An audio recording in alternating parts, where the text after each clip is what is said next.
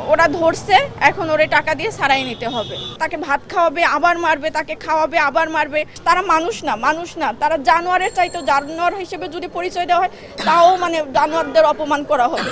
একটা মানুষকে আটকাইয়ে, দরজায় আটকাইয়ে রক্তাক্ত অবস্থায় ফ্লোরে করছে, তাহলে এটা কেমন? এটা বলার মতো ভাষা নাই। আমি আসলে বলতে পারতেছি না, কারণ আমি আর ও একই বেলায় ছোটবেলায় একই সাথে বড় হয়েছি।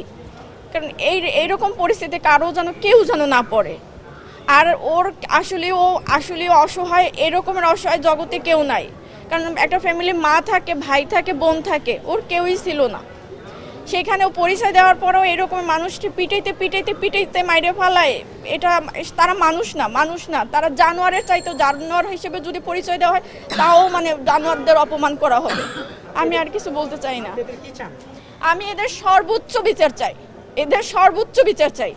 আচ্ছা, যারা ফোন দিছিল তারা কি কোনো নাম বলছিল বা কোনো? তারা নাম বলে না, বলছে যে আমরা এই হলের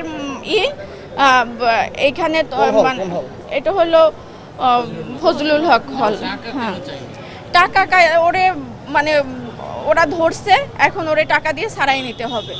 তখন 11:30 বাজছে। আর আমি মেয়ে মানুষ, আমি কিভাবে টাকা দিই? আমি বলছি যে দেখেন, ও যদি কোনো অন্যায় করে থাকে, যদি কারোর থেকে খাবার নিয়ে থাকে বা কারোর সাথে অন্যায় করে থাকে, আপনারা না মাইরে ওরা পুলিশের কাছে দিয়ে দেয়। তা ওনারা বারবার বলতেছিল ও যে পাগল, তাহলে ও নাম্বার, মামার নাম্বার, ভাবির নাম্বার ও কিভাবে বলে? আমি কই দেখেন, ও অনেক মেধাবী ছিল।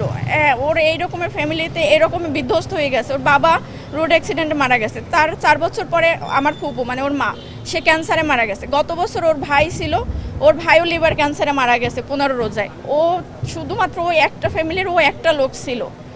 ওর বাবা মারা যাওয়ার পরে ওর মা মারা যাওয়ার পরে ও এরকম মানসিক সমস্যায় ভুগতেছিল। ওর ভাইও অনেকবার ট্রিটমেন্ট করছে। ওর ভাই মারা যাওয়ার পরে একদম উন্মত হয়ে গেছিল।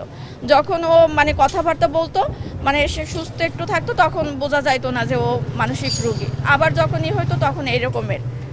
এখন ভাই বলার কিছুই নাই। এটা আসলে আমি বলতে পারতেছি না যে আমার ভিতরে কতটা কষ্ট হইতে আছে। এখানে যদি ওর ফ্যামিলির মানুষজন থাকতো তখন ফিল করতো। আপনারাও হয়তো ফিল করতে পারেন যে একটা মানুষ এরকম পিটাই মারিয়ে তো ফালাইতে পারে না। সে যদি একজন খুনিও হইতো তাহলে তো তাকে প্রশাসনের কাছে দিয়ে দিত।